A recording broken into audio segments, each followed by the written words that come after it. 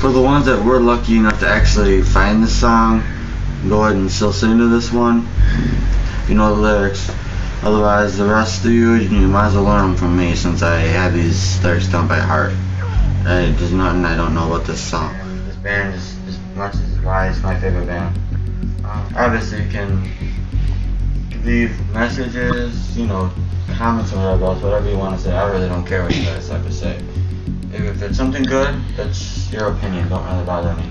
I'm just here to entertain. Let's get this actual show on the road. And by the way, the actual name of this album, just for everyone knowing, the name of the new album is actually called In Waves. Well, anyways, enough chat. Let's get this going. It really didn't come up like, I want you to kill her. But he had said, I'll protect you from anybody. And I said, anybody? And he said, yeah. And I said, even my mom? And he said, yeah. And that's where it kind of developed from there. No way I would have did for anyone else. Okay, so you just I truly do worship her to the point there's nothing I want to do for her. Okay. Well, I think you've proved that, right? Yes. I apologize to everyone except for Dan. Dan's the only one I would not apologize to. Apparently she decided to just go with it. And screw it. I mean, is she taking any sort of, she like, well, okay, it was me too, or is she trying to put it all on? She takes some responsibility, but not much. Not much at all. Did you kill your mom? No, sir. Did you help No, sir. Nicholas kill your mom? No, sir. No, sir.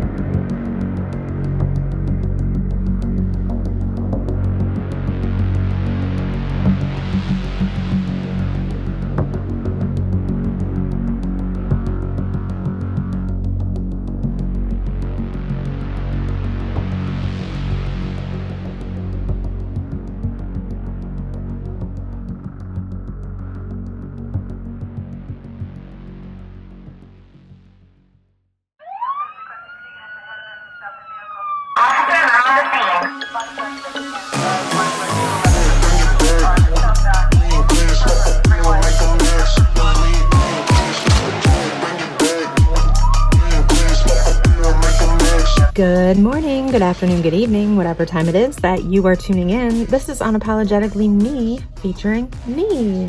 No special guest, just me. Hello, everyone. How are you guys doing today? I hope you guys are having a great week, a great weekend, whenever you are watching this video. I want to start this video off by saying I have two other videos. It was a part 1 and a part 2. I did like a deep dive. The first video was before I started looking into some of the other claims, the other theories that were going on. It was strictly the way I was feeling about everything that we knew up until the point of basically Gypsy's release.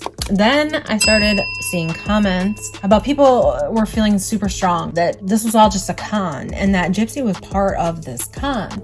So then I made another video getting into some of that, some of the lesser known things that have been discovered. I left links in the description box and all of that. So now what I want to do is I want to move forward with Nick. I really feel strongly that I want his story to get out there because this is not just Gypsyroseblanchard's story. This is also Nick's story. It is Dee Dee's story, and it is everybody's story within that family. And I find it really unfair and unfortunate that Nick's story is not able to be told. Right now, he's going through the appeal process yet again. He's trying to get a new trial. But what I wanted to do was to make a video telling Nick's story. I wanted to start this video off by saying that there is a petition that you can sign at change.org. I put it in my last video and in the description box. I'm going to be putting it in this video's description box as well. And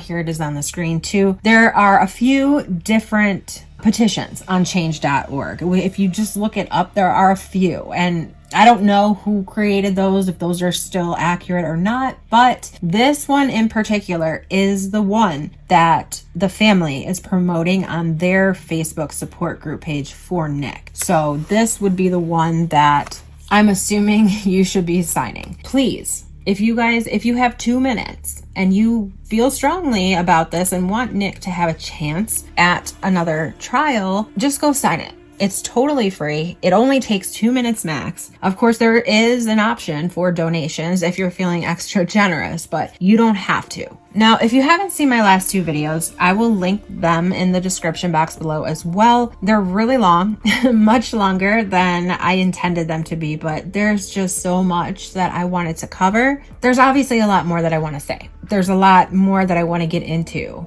about Nicholas Godejohn and why I feel so strongly about getting him a new trial, why he deserves a new trial, in my opinion. First, I say first a lot, don't I? 10th? I want to make one thing very clear. I'm not on a mission to cancel Gypsyroseblanchard. She will inevitably end up doing that on her own at some point, in my opinion. I'm on a mission to have Nick's voice heard. This is his story too, as I've said before. It is his life too. And I believe that if people are so ready to forgive Gypsy for her part, so much so that she's being treated like a celebrity and some kind of role model, then at the very least, people should be open to the same thing for Nick.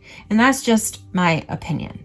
Now, Gypsy has tried her very best to create the narrative that Nick is a monster, that he wanted to kill, and that he was more than happy to do it. But there's a lot of evidence that shows the opposite. And I'm not going to say that there isn't also evidence that shows that he had a dark side and he spoke about wanting to kill. Gypsy says that she doesn't identify as a murderer, that she's basically just sick of reminding everyone that she's not the one who did the act of the kill. But I just want to say, honey, sweetie, baby girl, you were convicted of second-degree murder. You are a murderer, right? And you said it yourself. Had you resided in another state, you would have been charged with accessory to commit murder. As if accessory to commit murder makes you less accountable to the actual crime of murder, right? She says this. She says, if I was in another state, I would have been charged with accessory to commit murder. But in the state of Missouri, there's no such thing as accessory to murder. So technically, they couldn't charge you. They couldn't charge me with accessory because that charge doesn't exist. So, I mean, had I been in another state, I would have been charged with accessory. What she's saying is, I only got charged as a murderer because they didn't have the accessory to murder charge. That means that you helped murder your mother. One could argue that if she were in another state, she would have been charged with first-degree murder, conspiracy to commit murder, and murder for hire. But, you know, it is what it is. So with that being said, you know, it's neither here nor there for, in my opinion, what I think of the situation. It's just, it is what it is. But it's so much more than that.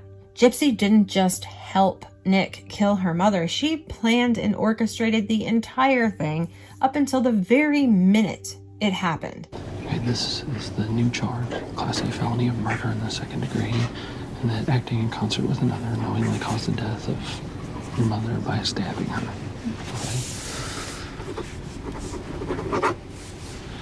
This is in the case of State of Missouri versus Gypsyroseblanchard. Please raise your right hand. Do you swear or affirm that the testimony you're about to give will be the truth, the whole truth, and nothing but the truth? Yes, sir. Would you state your name for the record, please? Gypsy Blanchard. How do you plead to the Class A felony of murder in the second degree? Guilty. Guilty. Guilty. The court finds that there is a factual basis for a plea of guilty. The court accepts defendant's plea of guilty and finds defendant guilty thereof beyond a reasonable doubt. She was charged with second-degree murder in a court of law. She was convicted of second-degree murder in a court of law. Therefore, that makes her a murderer. I don't care how she identifies. And after learning more about this case, the real truth about this case, I now believe that Nick was just a pawn, a patsy, a tool. There was no love shared between Gypsy and Nick, not in my opinion. That was a one-way love from the moment they met on that dating site. A Christian dating site, I might add. And I have always found that detail very interesting. And so did Stephanie Godejohn, Nick's mother. Do you know how they met? No, it just had to be on the internet, that's all I know. Yeah, that's what they told us, was at like a dating site. It was like Christian free dating or something like that.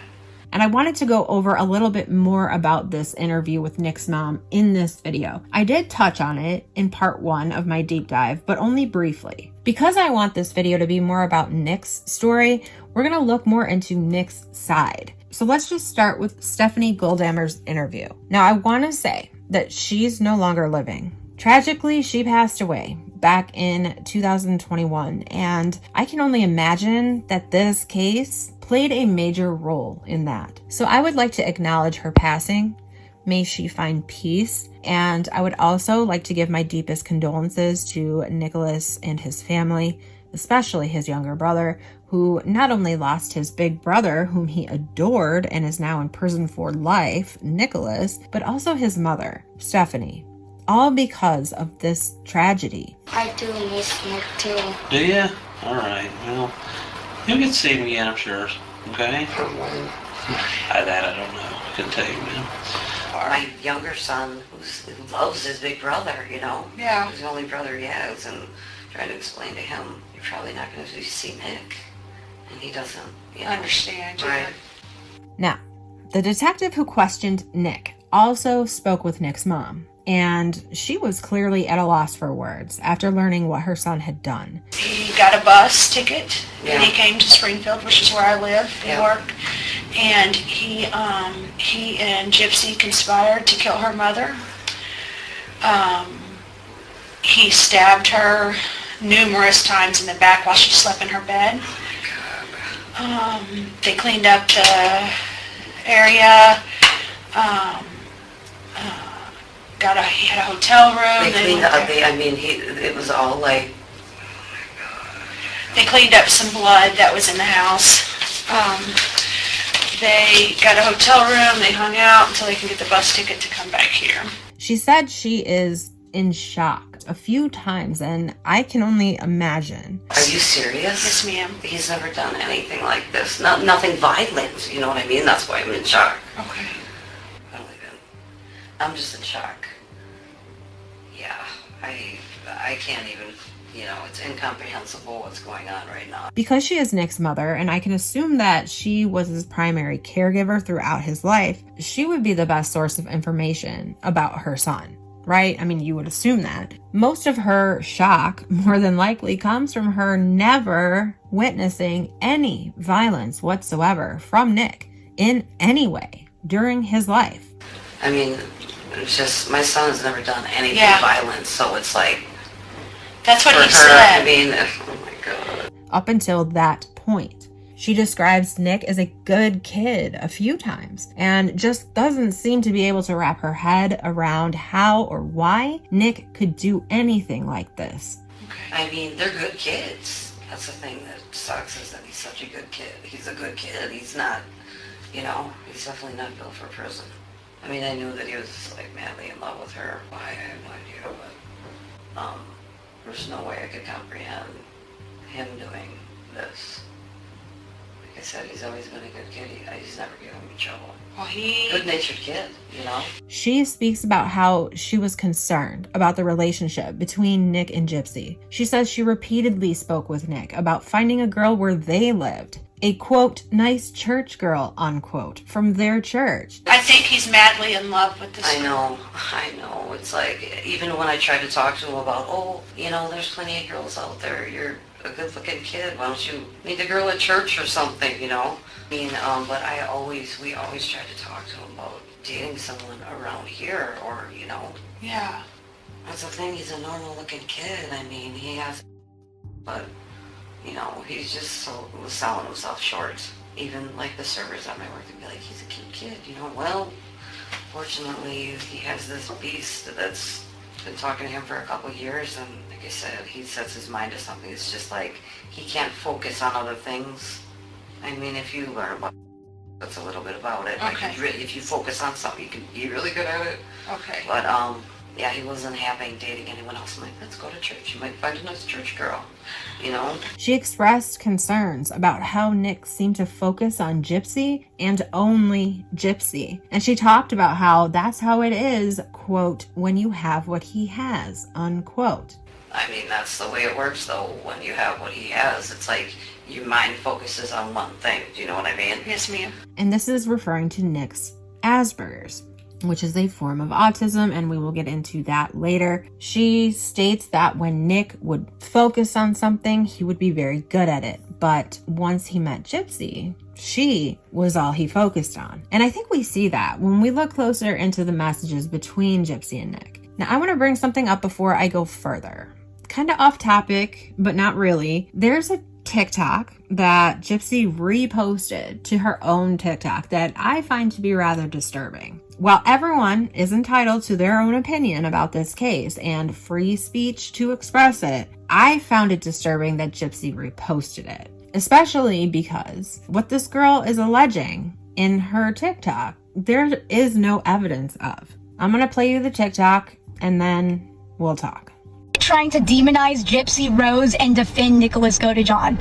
I am so sick of seeing the people on here defending colored autistics just because they're autistic, because you know damn well if that was a woman or a man of color who committed that act, you would not be giving him the grace that you are. You would not be sitting there giving excuses for the fact that Nicholas Godejohn, there's been proof that he has sick necrophilic fantasies, grape fantasies, wanted to grape Gypsy's mom's corpse, and has shown himself to be a danger to himself and other people. But you guys are still gonna say him, he was you cannot be manipulated into murdering somebody, okay? I'm sorry, you can't. You cannot be manipulated into murdering someone. And arguably, if he was that high support needs, then someone should have been monitoring him. Okay, sorry about that. I feel the need to apologize to even show you guys that TikTok. It's pretty aggressive. Now, what this person is alleging that there is evidence of, there actually is no evidence of, if you pay attention. TikTok did what TikTok does and spread rumors as facts. This person, and many others heard a statement wrong, okay? They heard it wrong and they ran with it. And it caught on like wildfire, as rumors do. There is no, quote, evidence that Nick had sick necrophilic tendencies and wanted to rape Dee Dee's corpse. There's no evidence of that. Now, if this girl did any type of homework before spouting out someone else's theory, then she would know that the quote-unquote evidence actually shows that Nick thought about raping Dee Dee before he killed her. I think one of the things that she might have said was that you had mentioned that you'd like to rape her mom. Yeah, at one point I was thinking about it. Okay. I did actually mention that I was thinking about it, but then I changed my mind because I felt bad for just the whole situation of having to kill her mom in general. Okay. So I decided to just kill her quickly. Okay, kill her quickly. I know. It's still sick. It is still demented. But rape is not the same as necrophilia. What do you think about people that have sex with dead bodies? It's quite disturbing, honestly. Okay. That would bother you? Yeah. Okay. I don't like necrophilia. Also, where is the evidence that before Gypsy, Nick was ever a danger to anyone? I mean, I realize I'm sounding like these are not big things. Like murder and rape is not a big thing, but that's not at all what I'm saying. Obviously they are. What I'm saying is Gypsy is creating and endorsing these types of rumors. Whether or not you agree with this person, this TikToker presents her opinions very aggressively. In my opinion, she's screaming at us and huffing and puffing, and I personally do not agree with what she said because the last statement she made is a very black and white statement.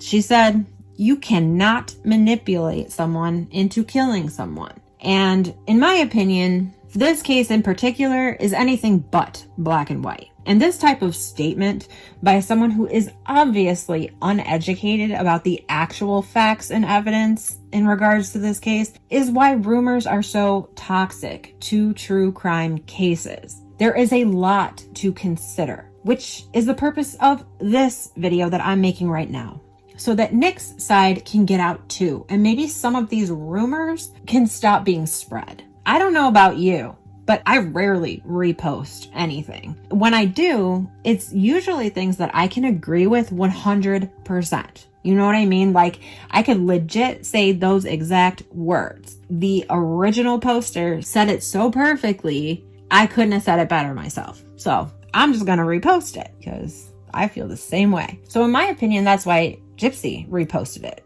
It's obviously speculation, but no matter what, it's one of those things that just rubs me the wrong way about Gypsy. And the reason I decided to look further into this case was that she doesn't seem to take much accountability for the murder of her own mother at all. She says she does. Don't get me wrong. She says she does. But in my opinion, she's trying extremely hard to remove herself from the physical act, placing the entire blame on Nick wherever possible. In my opinion, this TikToker right here took the words Gypsy wanted to say right out of Gypsy's mouth and made her want to share the fuck out of it. And that is just my opinion. Also, I need to ask, what is high support needs? Like, seriously, if he was so high support needs, Arguably, if he was that high support needs. Oh my God. Okay, let's move on, because I could go on and on and on with everything wrong with that specific TikTok and others like it, but ain't nobody got time for that. There's a man's life on the line here, and it is far more important than ridiculousness. So let's listen to more of what Nick's mom had to say about Nick and his relationship with Gypsy. What did you think about Gypsy? It was weird because when I picked him up from the bus station, I even asked her, how's your mom doing? How was because I was told she was in a homeless shelter. Her mom kicked her out. So I asked her how her mom was doing. That might have been the first thing I asked her. Mm-hmm. And no big deal. They acted like nothing. Oh, we just don't see eye to eye, And then, how did the conversation go? It wasn't real long, but she kept saying, oh, ma'am, I'm a good, I'll clean and I'll get a job. And I'm thinking to myself, what are you talking about? You know what I mean? What are you talking about? I thought you'd maybe stay here for a week or something. I don't know. But, so it wasn't normal. My husband said when I was at work, she came down and made food. It was just weird. Did she ever say anything or do anything that made you question anything about her? No, because they just kind of hung out in Nick's room and whatever, watched TV or whatever. I guess he's been talking to her for a couple of years that I know of. Okay, talking to this Gypsy? Yeah, one of my friends let me know something was on Facebook about her, saying she was trying to get pregnant. How old do you think she is? I was told she was 19. Okay. How old is she? Well, we have information. She's 17, 19, and 23. So. Now, Stephanie said she was alerted by her friend that Gypsy had posted to Facebook that she was trying to get pregnant. Wow. Like, are you kidding me? I had a long conversation with her about it. I was like, are you kidding me? What? I mean, that freaked me out right there. I mean, do you think that she was trying to get pregnant? I don't know. We should probably give her a pregnancy test, huh? Oh my God. Yeah, I guess. Yeah, I'll let them know there. Look at her Facebook account, it's on there. But she was talking about wanting to get pregnant. Yeah, one of my friends called me. She's like, Steph, you need to go on Facebook. That's when I was like, okay, she's not okay. Something's not right there, But trying to tell him that, it's like he gets all defiant and, Right. defensive, I should say. Did they ever tell you they were getting married or anything like that? God, no. So Stephanie had already been wary of this relationship, and then she saw this post and really thought, you know what? This girl may have some serious issues. Red flag. Major red flag. She also talked about how Nick wanted her to talk with Gypsy over Facebook, that Gypsy wanted to ask her questions and have conversations with her, which Stephanie, as many mothers would, found to be a bit inappropriate. So why were you guys friends with her on Facebook? I wasn't. Oh, He asked me to, you know, she wants to ask questions about, you know, whatever. Fine. You know, I don't have any conversations with her on Facebook. Give me a break. Okay. You know, absolutely not. And also keep in mind that Stephanie had absolutely zero idea what was going on over at the Blanchard residence. Okay? She knew nothing. I'll just tell you, I don't know if you've seen the news media. Did you see I won't Springfield? even turn the TV on. Okay. Well, this is the situation with Gypsy. It's my understanding her mom had her pretend like she was like 16 years old, and they would push her around in a wheelchair and pretend like she couldn't walk. And this went on for many of years. And she would wear a mask and hats and tell them that she was going to treatment, and they would raise thousands of dollars for her and her family. But actually, am I correct in saying she walks just fine? Yeah. She walks up and down the stairs. The stairs to our house, they go straight up. And she walks up and down those just fine. Yeah, I mean, if she would have fell down, I would have helped her up or something. But right. She was walking. When I picked them up from the bus station, she was walking. Yeah. So for years, they pretended like she couldn't walk and pretend like she was ill and just to collect benefits. I'm not really sure why, but they would do, our community would do fundraisers for them. Do you remember that first trip Nick took to Springfield when they tried to introduce Nick to Dee Dee at the Cinderella movie? Yeah, so Stephanie knew nothing about that trip until she saw a cab pull up for Nick. She said she ran outside after him like, what are you doing? Where are you going? I mean, I was a basket case. I'm like, you've never been out on your own, you know what I mean? So, but last time he didn't tell us so. Okay. He got a cab and never said anything to us, and I saw a taxi pull up in my driveway. Okay. And I ran out there right as he was loading his stuff, and I'm like, where are you going?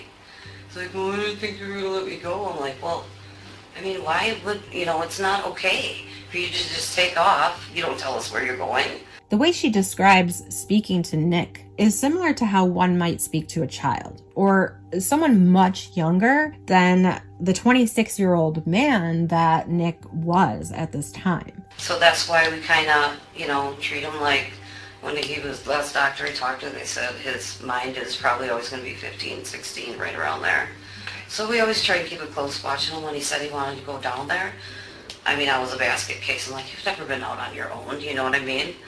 I mean, why would, you know, it's not okay for you to just take off. You don't tell us where you're going. But he gets really upset even when you have a normal conversation with him and you're trying to tell him something or scold him about something. He just can't take pressure. And what does he do when that? Just gets really huffy and puffy and like a kid would. Okay. So, I don't know, gets a little frustrated, but when he gets frustrated, he'll just cry. Okay. No way. He's never been violent. That's what's so shocking. And this to me is very telling. Nick was never on his own before. His mom and stepdad too were very anxious about him leaving when they found out he was going to get Gypsy. His stepdad said he texted Nick every day that he was gone to check in on him and make sure if he was doing okay.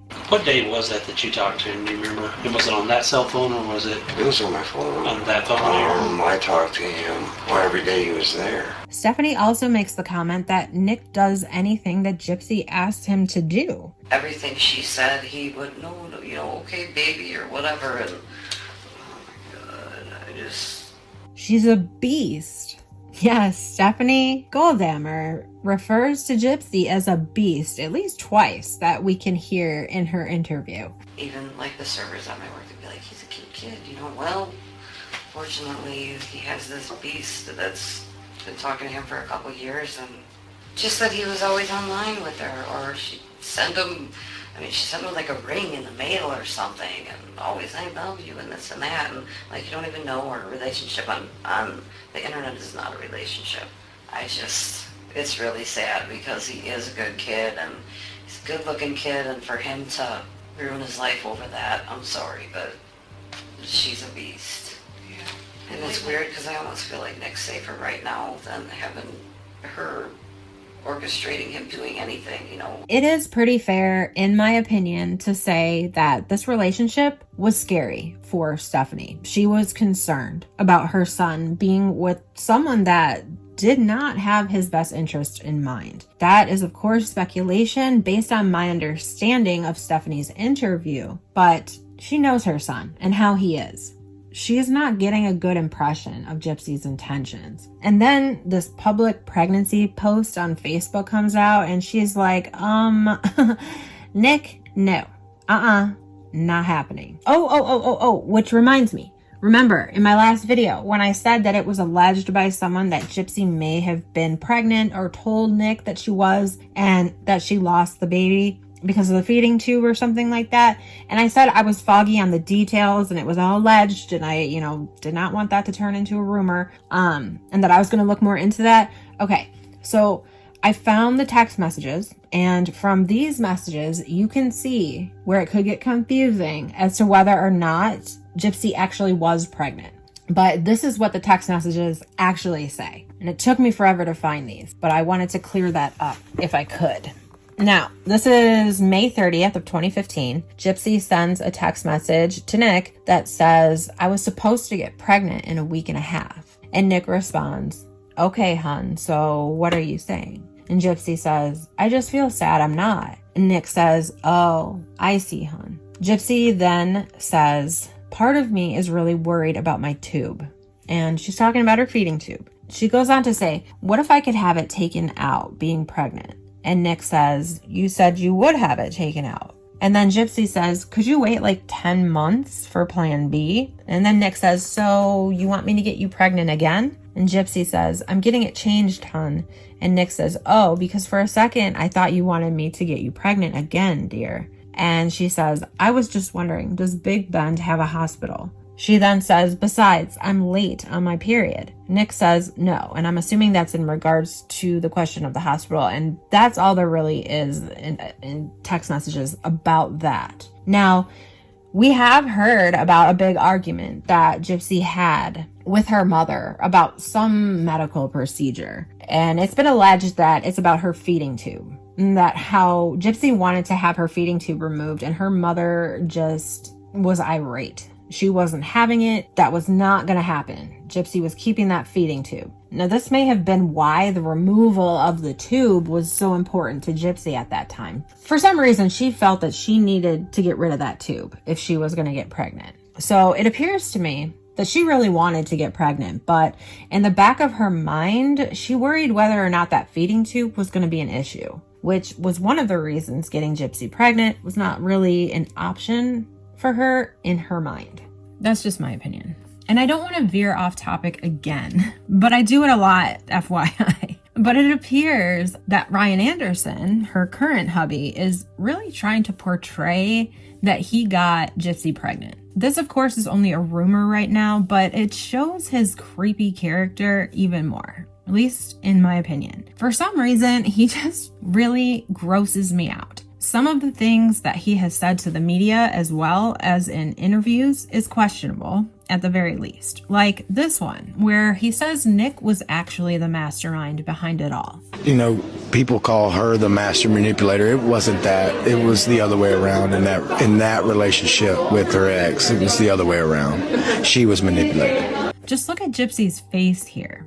Even she looks like, oh, geez, why would he say that? That's my opinion, of course. If Gypsy is pregnant, then she is. I mean, I don't really want to comment on that too much, but the creepy way Ryan says and does stuff is just, I don't know, creepy. Let's get back to Nick's mom's interview. All I can do for you. I almost feel like he's safer. Yeah. That's really, really bad to say, but I almost feel like he's safer now than having contact with her on a regular basis, knowing what I know now. Yeah. How long had it been that you were trying to discourage the relationship? I'd say months. Okay. Like, is he going to be allowed to have contact with her? He wants it bad. They'll have And he wants to? He does. He just loves her. God, he needs a prison shrink or something. At the end, the detective asks Stephanie if there's anything else that they should know. And Stephanie says a couple of things. She first says that she wants people to know that they tried to help Nick to see that there were other options for him besides Gypsy. But no matter what, Nick was not hearing it. He would just get upset. I just want everyone to know that as much as we tried to make him not stop talking to her, but see that there are other people out there, there was no way we could do it. Okay. He would just get upset. Has he been like this with other girls?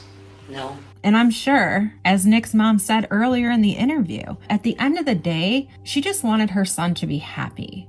I was told she was in a homeless shelter. Her mom kicked her out. Okay. I don't know. Sometimes you try and do things for your kids because you just want them to be happy. Sure. Because of this, she allowed Gypsy to come to the house after she was under the impression that Gypsy was living in a homeless shelter after being kicked out by her mother. That is the story that Nick and Gypsy came up with to tell his parents when they asked why Gypsy needed to stay at their home. And you guys knew he was going to Springfield, right? Right. Okay. Did he say why he was going down there? Did he give you a purpose? Just to get her and bring her up here. Okay. So he's You know, going down he there. told me that she was kicked out and all that stuff. Well, with all this going on, I don't really think she was kicked out. You know, I don't think she was in a homeless shelter or nothing. Is that what she said? That's what she said. And she told my wife that she was in a homeless shelter. And when she picked, that was she told her that? that was Saturday morning when she picked them up from the bus station. Okay. Well, that was a lie. Right. To be honest with you. That's I'll what I find figured. out. That's what I Yeah. figured.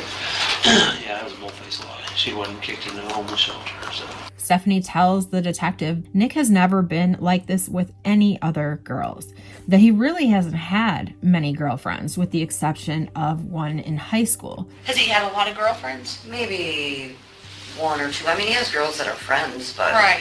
you know, he had had one girlfriend who was in high school.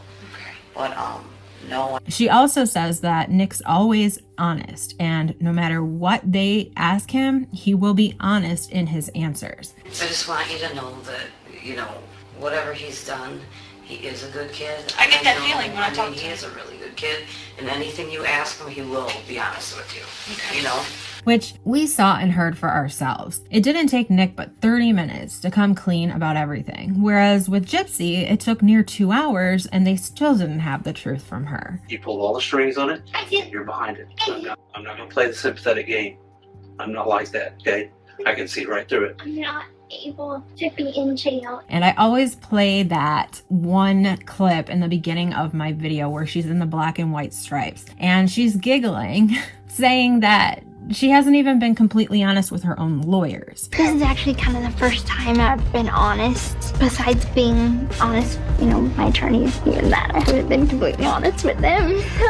Now, Nick's stepdad was also interviewed, and he seemed to co-sign on everything Stephanie said as well. That Gypsy was staying there because she had been living in a homeless shelter after her mom kicked her out. He also thought that there were some red flags with Gypsy, but he chose to ignore these red flags because they could easily be explained away. The only thing that was kind of odd was when she came down and tried making macaroni and cheese right before I was getting ready to go to work. She was making it weird, and I was trying to show her the right way of making it. She goes, well, this is how my mom does it. I'm like, and Nick ended up, as we were talking, because she brought up her mom, and I just thought he got kind of offensive because I was talking to her, so he went up in his room.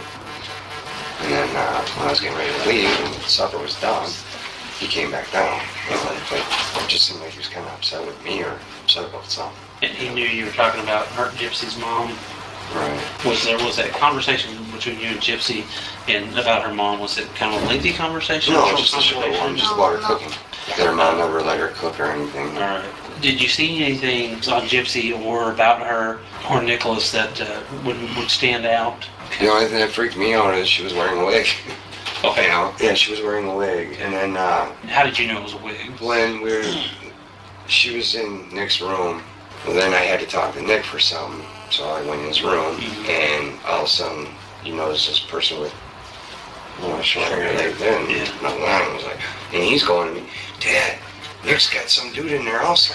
there's like a boy in there. I'm like, Quinn, no, there's not. Yeah, there is. I'll show you. Yeah. Quinn, let's go downstairs and I'll explain it to you. Yeah. I was like, no. Because I thought, she had a problem with growing her hair. And I even told my wife, I go, maybe she has, she had cancer or something or whatever. Yeah. I didn't know. I don't know. So I was trying to explain to him, right. She wears a wig. That it's a girl up there. She just wears a wig. Right. Yeah. It was kind of freaky. It was like, what the? You do also, a double take. Yeah. Boom, yeah.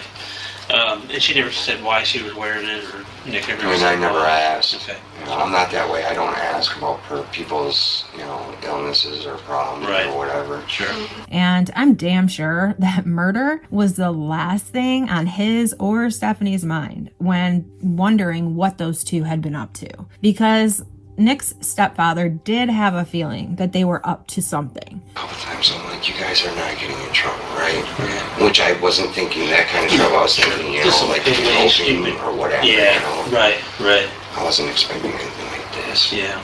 One of the things that he said during his interview was that they were going at it like rabbits. Anything else wrong for me? No, all I know is they were freaking going at it like rabbits. Yeah. I had to yell at them. Well, I didn't yell at him. I just asked him politely. I'm like, can you please wait until I go to work or whatever? If I'm up here, because I'm sleeping in his bed. That Gypsy was very loud and that he had to tell them to wait until people were out of the house at least before they were to get to business again. He said she was very squeaky, but it was loud. It's going to sound like a weird question, but there's a reason why I'm asking. Was she loud? Is she not loud? Squeaky. Okay. Whenever they're... Yeah, she's got a very squeaky voice. Okay. And yeah, she's kind of loud, and it's like, that's why I had to say something. Yes.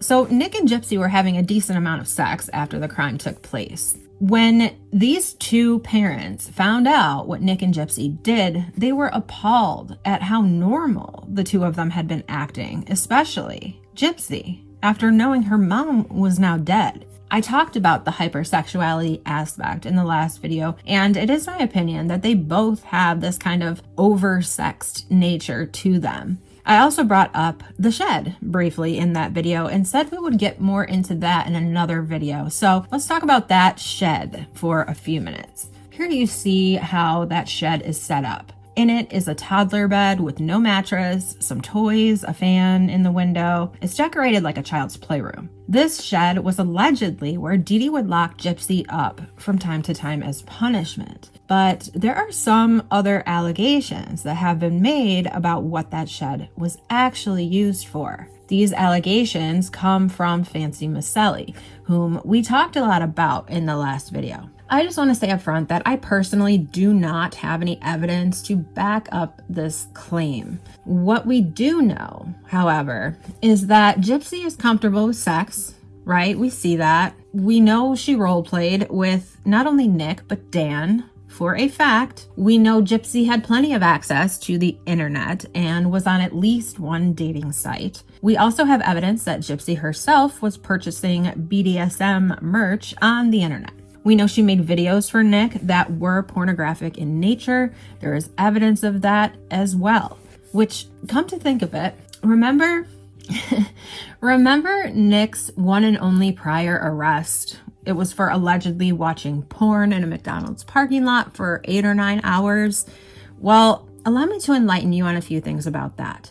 Number one, Nick was with Gypsy when all of that happened. And I just have a question. Could it be possible that he was actually watching Gypsy's home videos that she made for him? Or that she may have even been on Skype with him? They used Skype very frequently as well, by the way. Number two, Nick was at McDonald's every day for that amount of time, allegedly. Not just that one time. Was that where he would go to talk to Gypsy on Skype on a regular basis? Maybe to have more privacy? Yeah, I know, a McDonald's parking lot isn't exactly private, but he wouldn't have to worry about a parent or a little brother walking in on him there, at least. And number three, those charges were dropped. Nick was not convicted of any charges that he was arrested on in regards to that incident. But I just went off on a tangent again. The shed, Ivy, the shed. I think I'm just really uncomfortable saying this out loud when it comes to this shed, but here it goes. 5 hours later. So allegedly, the shed may have been used as a place for Gypsy to role play as a quote unquote little for older men that she was talking to, possibly even for money. There, I said it. Even in Gypsy's interrogation, she's telling you that she was fighting with her mother daily about boys, about men. Really about men, not about boys, about men. Men. Because Gypsy had a proclivity for older men, 30s, 40-year-old men at 19. You can say what you will about that, but it was very telling. And Dee Dee was not having that. She didn't want all that. They join a Comic-Con community. That Comic-Con community is real full of real bad dudes. All over the age of what? 30s and 40s. And what was Gypsy doing online looking for men? Oh, there's alleging that she was in those Facebook groups for Vision Con, which I'm looking for, where she was hitting on men all the time. She got herself a real boyfriend. His name is Dan Gilwell. Dan Gilwell tells a little story about how Gypsy Rose is the one that was the smexual deviant who brought the BD, yeah, you can finish the sentence, to him. And she liked role playing, and she stocked up. She got wigs, she got lingerie, she got cameras, she got a set in her backyard that looks like a set, allegedly, in my opinion. Education and entertainment purposes only. What if it's just a set, folks? She was a little. If you know the community, Gypsy was, in fact, a little. Now, she might also be a sub, because I know a little bit about that. And I know where the person who is in power in that relationship is. And let me tell you, it is not the dominant. It never is. The power lies with the sub. Because at any time, the sub can take that power away. And she did. Over and over again. And I do think it's interesting that she was on a billionaire's yacht twice. It's very interesting, this girl. She was in every circle of every elite person ever. And still wants to be. That's very interesting to me. I've talked about a lot of things today about her being a little. She was running scams all over the internet. She had cards, she had things. People had seen her walking, people knew. As we pointed out earlier, she was in the little community. I know you guys think this is insane. Let me run it down for you. She looked young. She acted young. She told Nick she still used a bottle sometimes. She called him daddy. She was in groups looking for men 30 to 40. When she talked to Aaliyah the first time, knowing she was 19 years old, told her that Dan was a P word. Okay? Yep. There was the wigs. There was the lingerie. There was the shed that was decked out in 12-year-old decor. Why would you need that? She knew she wasn't 12. Yep. It was a set, y'all. She had personas. And by the way, the personas that she tried to nail on Nick, Dan went on the record at a court to say that she had those same personas with him, that they did the same thing. She has been in a role play. She's been into being whoever she needs to be for the biggest check. Whether it's the sick girl, the little girl, the kitty, the Demona, the Ruby, whoever pays the biggest check is the wig she puts on that day. Again, I have zero evidence of this, but I have seen enough evidence that makes me think it is possible. The evidence I listed before, my McDonald's tangent. There is a lot of stuff out there that some people are into that would blow the minds of other people. Fantasies and fetishes galore. I don't judge. It's not my business what people do in the privacy of their own bedrooms, nor do I want to know, nor do I care. But Gypsy was into some of this stuff, as was Nick and Dan, and who really knows who else may have role played with Gypsy besides those two men. Gypsy was of age at the time, so it's her own damn business, but it becomes a problem when she switches the story up and says that Nick forced her into all of that, when it's already been testified to by Dan that she was already role-playing and had characters and liked to exchange power roles before Nick even knew Gypsy existed. I mean, right? So who really knows what went on in that shed? But it's hard to ignore the possibility. Let's talk about Nick's Asperger's now. Just to be clear, I'm not trying to say that because Nick has Asperger's, he should be let out of prison or that this is any kind of excuse for what he did. Nor am I trying to say because he had Asperger's and was on the autism spectrum that that's why he became violent. At the end of the day, Nick knew that killing was wrong. He has said it multiple times himself. He even thought about backing out of this act right up until he stepped foot into the Blanchard home. She ended up going to the bathroom. She locked it. And I waited at least a minute and thought about if I really wanted to do it. And the next thing I know, I ended up going right into it and thought there was no going back because I had myself on my word, and I was not one to break my word to really anyone at all if I had one to keep at the time. If it was worth keeping, I was going to keep it. But he didn't. He went through with it, and he admitted it. And even the detective said that Nick didn't even seem upset with the charges. He knew he deserved them. He knows what he's done is wrong. Yeah.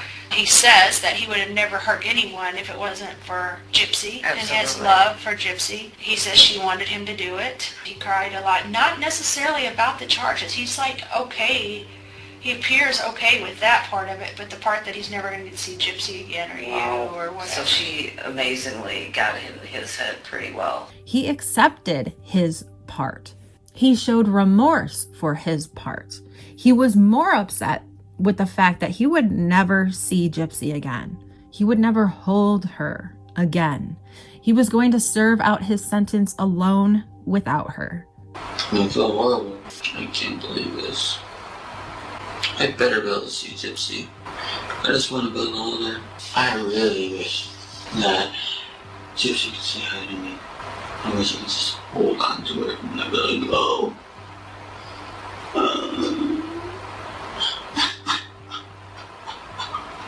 That's the thing that's there the most.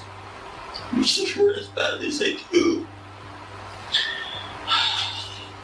Because you see, over the prior 3 years, Gypsy was all Nicholas knew. He spent hours upon hours talking to her, and when he wasn't talking to her, he was no doubt thinking about her. She got so deep into his head that she is still stuck in it to this very day. That woman will always be in my heart. Because she'll always be in my heart, everything about her will always be stuck with me. I still have feelings for her. Of course, I will always have feelings for her. For 3 years, every decision Nick made was with Gypsy. These kind of relationships exist all over the place. Some may call it codependent, some may even call it toxic, but anyone can find themselves in a relationship like Nick and Gypsy's was, if the circumstances are right. But Nick wasn't just an average 26-year-old man. Nick had the mind of a 15 or 16-year-old boy. Whereas Gypsy was 23 and spent much of her life lying and manipulating people to get what she wanted, she was also lonely. I do have to admit, in my opinion, she was extremely lonely and she was desperate to be with a man. And unlike Dan, who was married with children, using Gypsy as his side piece, Nick was just as lonely as Gypsy. And he had more than enough time to devote entirely to her. He was unemployed and really only hung out with one other person, according to his parents, which would be his cousin, and that wasn't even very often. The main reason for this was his Asperger's. Yep, you know what time it is. Educational purposes time. And today's educational topic will be autism spectrum disorder and Asperger's.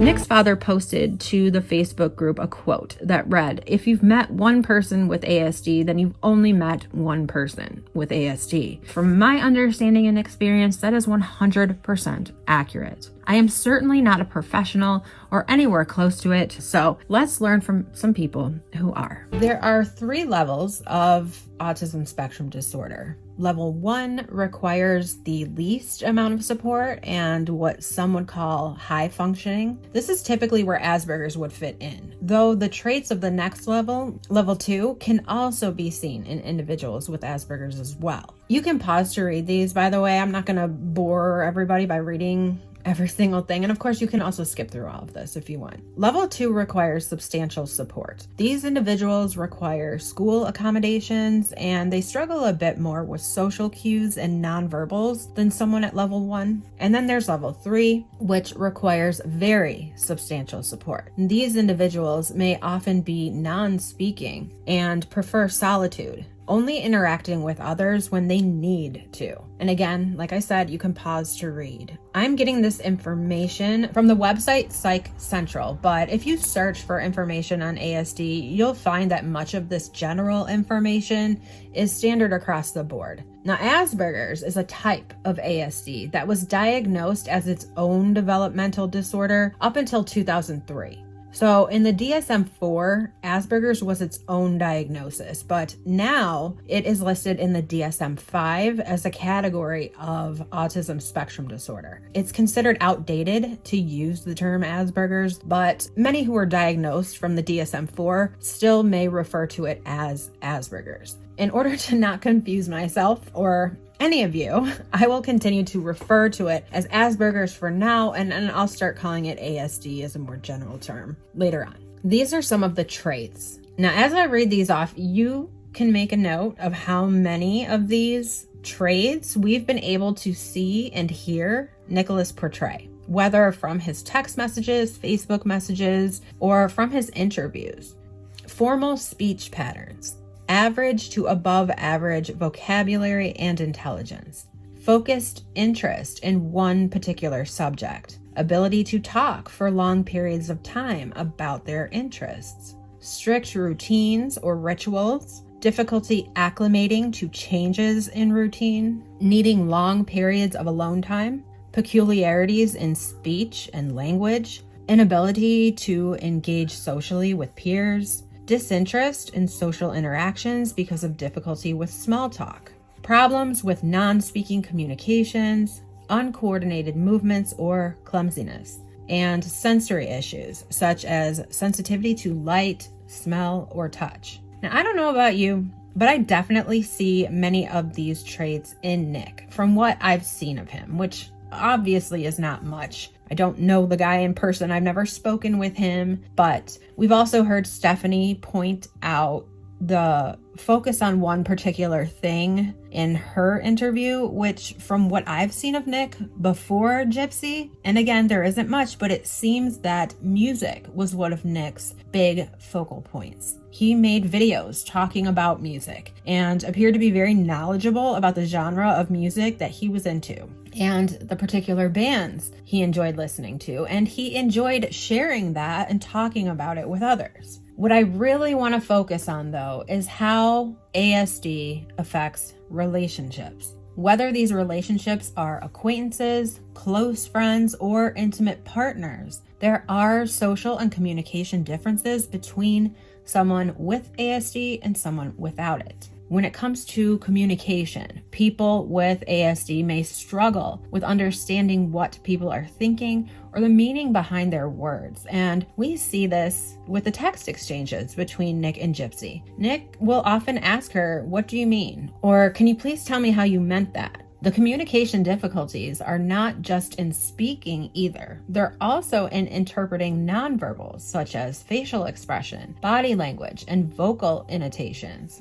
They also have trouble verbally expressing themselves at times and can sometimes come off as rude or inconsiderate when that was not their intent. They're just simply saying what they are thinking or feeling. They're not mean, they're not evil, they just tell it like it is. Many of them don't have the ability to tell those white lies or to sugarcoat things. They just tell it like it is. It's the truth, so they say it. But back to communication. These issues can go both ways. Many people with ASD reported difficulty understanding what their loved ones were thinking, but close friends and family also reported difficulty understanding what their autistic loved one was thinking. Communication is everything in relationships, right? So when people aren't understanding what the other person is thinking or their intent behind things that they may be saying or doing, this can slow or even stop the progress of these close relationships. When we talk about interests and how people with ASD often develop focused interests, these interests may take over their free time and or their time with their partner. And a lot of times these focused interests are a way for someone with ASD to cope with certain challenges or issues they may be having at home, work, or school. But for their partner, it may be looked at as avoidance. Kind of like, "Oh, you'd rather be doing A, B, and C than spending time with me. I see." And then that starts arguments and creates conflict. Affection is another big part of maintaining healthy relationships. I think we can all agree. Too much or too little can often be a deal breaker between any couple, ASD aside. But people with ASD may have difficulty understanding and reciprocating signs of affection. They can easily become confused and overwhelmed by acts of affection, especially if they are not the ones initiating it. There are some people with ASD who don't even like affection at all, of any kind, and usually they'll seek out a partner that feels the same way as they do. Touch avoidance is common with ASD, like we talked about earlier when I went over the traits. They can have sensitivities to touch, which can make something like hugs or kisses very unappealing, and unwanted affection can even make them uncomfortable or even angry. But there are also people on the other end who may show great intensity with affection, where their partners may be the ones who feel overwhelmed by it. This is why it is recommended that people who are in relationships with someone who has ASD and they don't have ASD themselves to familiarize themselves with how to have healthy relationships with their ASD partner. Even if their partner is very high functioning and you wouldn't even know they were on the spectrum, they still need understanding when it comes to communication and affection. Now, let's talk about sex. Let's talk about sex, baby. Let's talk about you and me. Who is that? Salt and Pepper? Bringing it back. I'm aging myself because I think I was in middle school when that came out. The spectrum of interest in sexual activities also varies broadly for people with autism, just like it does anybody else. Some autistic adults have sensory issues that we talked about a few times that make the physical aspects of sex uncomfortable. Others may not experience the emotional connection that makes sex a cornerstone of many romantic relationships. So for them, it's not about love or sharing this love moment of becoming one. It's just sex, which can certainly be off-putting if the other person considers sex to be associated with love and being one. Other people on the spectrum experience higher than average levels of sexual desire and activity. Research on high-functioning autistic people found that autistic males spent more time, shall I say, self-pleasuring and fantasizing than males without autism. This study also showed greater interest in voyeurism, masochism, and sadism among the autistic participants. And when I read that, I thought, wow, okay, well, that kind of goes along with the BDSM aspect of this case. Research also found that autistic people have less sexual knowledge than the general population and that they're more likely to learn about sex from a non-social source, like watching pornography. Autistic people of all genders are also at an increased risk of sexual victimization, including sexual coercion. Which brings me to my next topic, manipulation. An article from neurosciencenews.com titled "People with ASD at Risk of Manipulation Because They Can't Tell When They Are Being Lied to." This study shows that the ability to distinguish truth from lies is diminished in people with autism spectrum disorder, putting them at a greater risk of being manipulated. This can often be attributed to many people with autism feeling isolated. Therefore, they welcome any opportunity for friendship and intimate partnership, completely unaware of any ulterior motives that these people may have. Because of this, many autistic people are victims of exploitation in many ways and in many scenarios. Some examples of exploitation are taking the person's money or property, grooming them for sexual acts, encouraging them to commit crimes from which the other person benefits. I don't know if alarm bells are going off for some of you as I'm reading through some of these statistics, but they are ringing very loudly for me, because something that I've always felt from the beginning of this case, after looking into the evidence of the relationship between Nick and Gypsy, I could see the manipulation of Nicholas Godejohn. It was not hard for me to notice, and now learning that there's evidence that this is actually common for people with ASD, well, let's just say my opinion has only grown stronger that while Nick committed the physical act, he was severely manipulated into doing so. One of the things that I feel very strongly about is that Nicholas Godejohn needs to be reevaluated by professionals. His diagnosis of Asperger's was when he was a child, and the last time he had seen a doctor for that diagnosis was when he was 19 years old. And who's his doctor? He hasn't been to the doctor in a while. So, the doctor that diagnosed him, it's in the papers. I probably have to pull the papers out somewhere. Okay, when's the last time you went to a doctor? That was probably around 19, maybe. It was probably 19. Okay. He was prescribed medication. He stopped taking it shortly before the murders. And he functions just fine without his medicine?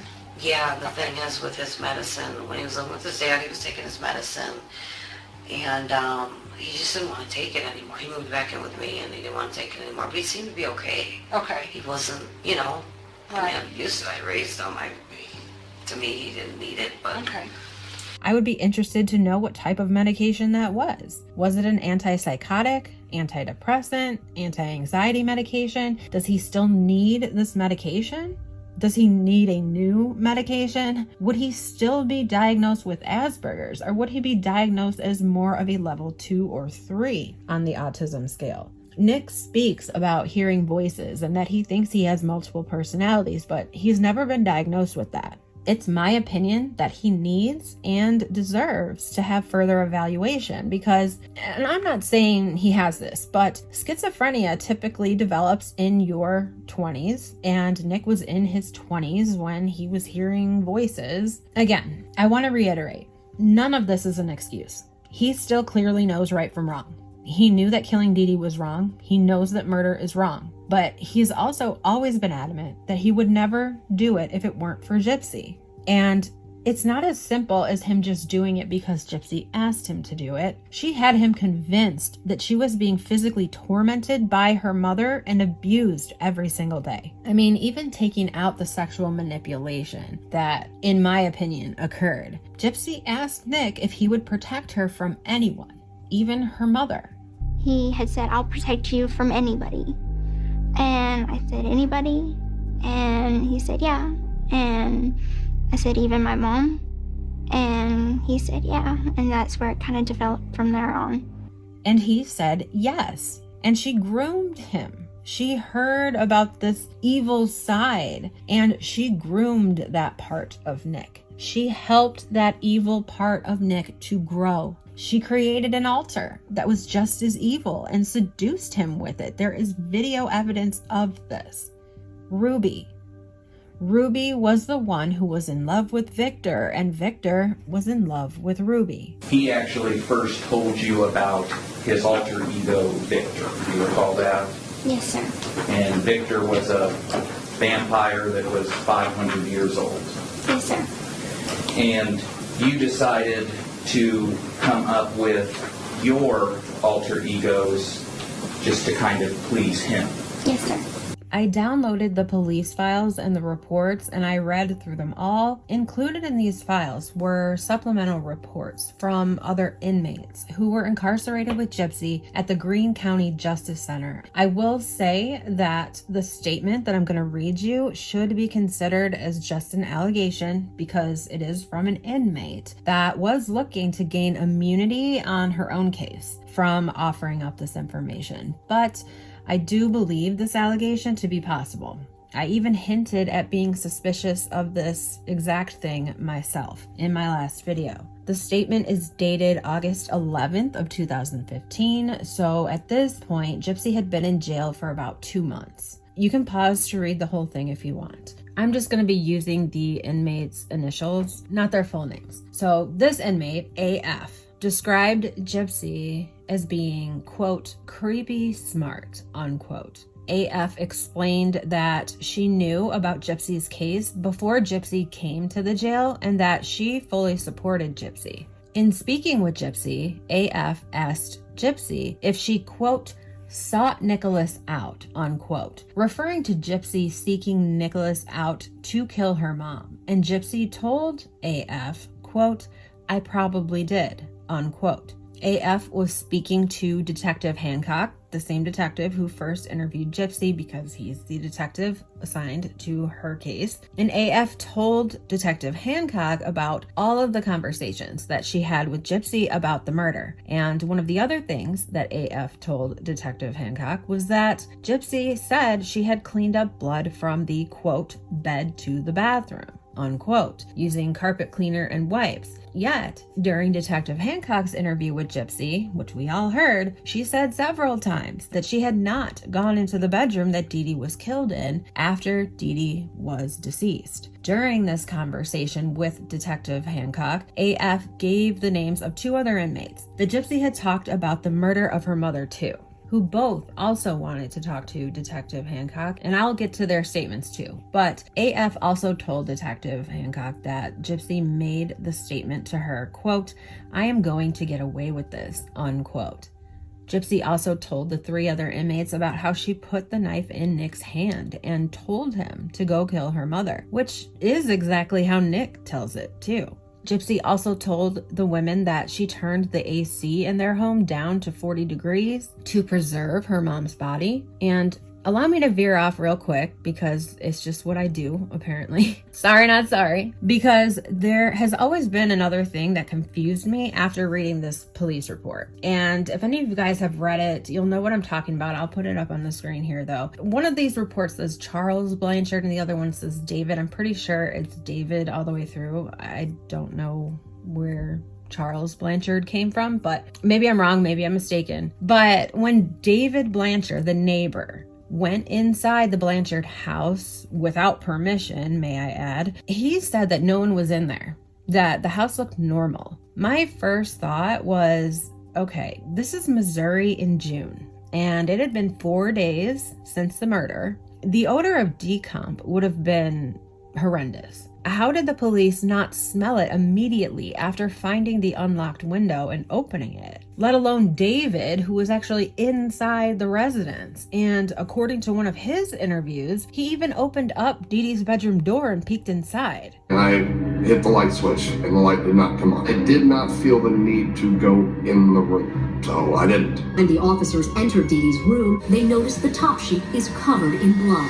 I was in that house. How could I have missed something like that? And while I still have questions about that entire scenario, one of my questions has at least been answered now: the decomposition and the odor. Because as luck would have it for Gypsy, 40 degrees Fahrenheit is the exact temperature that morgues keep to preserve bodies. What a lucky coincidence. Or was it? AF also reiterated that Gypsy cleaned up the blood, including blood in the bedroom. That Gypsy went into Dee Dee's bedroom after she was deceased to steal the pouch that contained the $5,000 from a drawer from a table beside Dee Dee's bed. AF described the money bag perfectly. The other inmate, ML, that Gypsy talked to, because from what I gather, these 4 women were in a cell together at one point. And ML stated pretty much the same things as AF did, but also added some other information. ML said that Gypsy told her that when Nick arrived that night, they kissed, and then he grabbed the knife and, quote, took off, unquote. ML said Gypsy told her that she turned the thermostat down to 40 degrees to keep the smell down because she knew she was going to be leaving the state. ML described Gypsy as a, quote, sick person, unquote, and said Gypsy is not innocent. ML said Gypsy talked about the different ways that she thought about using to kill her mother, which included strangling, rape, poisoning, and stabbing. The third inmate that witnessed Gypsy talking about the murder really didn't want to say too much, so her statement doesn't offer anything new, but you can pause to read it here. Keep in mind, this was information that at that time was unknown to investigators, and it all ended up being admitted to by Gypsy herself in court much later on, with the exception of the thermostat. But again, she took a plea bargain, so like I explained in the last video, a lot was left out. In my opinion, prosecutors got their guilty verdict, and that was all they were after, it seems. I do also believe that there was a lot of sympathy shown to Gypsy because at the time, all of the evidence known was pointing towards Munchausen syndrome by proxy and or medical child abuse and imprisonment of Gypsy by her mother Dee Dee. Again, just my opinion. Let's get back to Nick. In Nick's appeal, there is a doctor who weighed in on the case, Dr. W. Dr. W is a neuropsychologist who specializes in ASD. He thoroughly spoke with Nick about the case and would testify in court on Nick's behalf. Because in Nick's original trial, the jury did not hear evidence from an expert neuropsychologist specializing in ASD that would have stated that Nick's autism played a role in his relationship with Gypsy, as well as her ability to manipulate him as a, quote, highly susceptible person, unquote. Dr. W's testimony would prove that. He would explain to the jury that Gypsy's manipulation of Nick over 2.5 years, combined with Nick's autism and Asperger's, would have negated Nick's ability to deliberate. A specialist would have explained that Nick's conditions caused him to surrender his deliberation to Gypsy's logic because he took her statements as literal facts when she said that killing her mother was the only way they could be together and that it was up to him to rescue her. Had a specialist like Dr. W testified at Nick's trial, he would not have been convicted of first-degree murder. The specialist would have testified that Nick's autism characteristics are always present and cannot be separated from him. The specialist would also testify that Nick is impaired in understanding social cues and how to respond to them. And it is of the understanding that this would have created reasonable doubt among the jury. All I know is that everyone deserves a fair trial without prejudice. Nick clearly has that right, and yet it didn't happen, and it still isn't happening. With all the spotlight focused on the wrong things, Nick has gotten the shaft. His reputation and integrity have been challenged and, in my opinion, defamed by many of the claims made against him by people who have jumped on the Gypsy Rose bandwagon. With Gypsy endorsing these claims by reposting things and even creating claims herself, the truth has been overshadowed by popular opinion. With that being said, there is a YouTube channel titled NPG Cornerstone Nation. I posted their channel to my community page for you guys to go there for any information that Nick wants to share. There's also a Facebook support group for Nick, as well as the petition and all the other ways you can support Nick that I talked about at the beginning of the video. Don't forget that. One last time, this video is my opinion based on my understanding of the facts, evidence, and public information on this case. What you choose to believe is up to you. Your opinion is yours. I only encourage you to form that opinion, however, after educating yourselves on both sides of any case. The whole truth, not just one person's truth. Only then can there be justice. That's it for today's video. I hope you guys have a great weekend. Please be safe, be healthy, be happy, and as always, be unapologetically you. Bye-bye.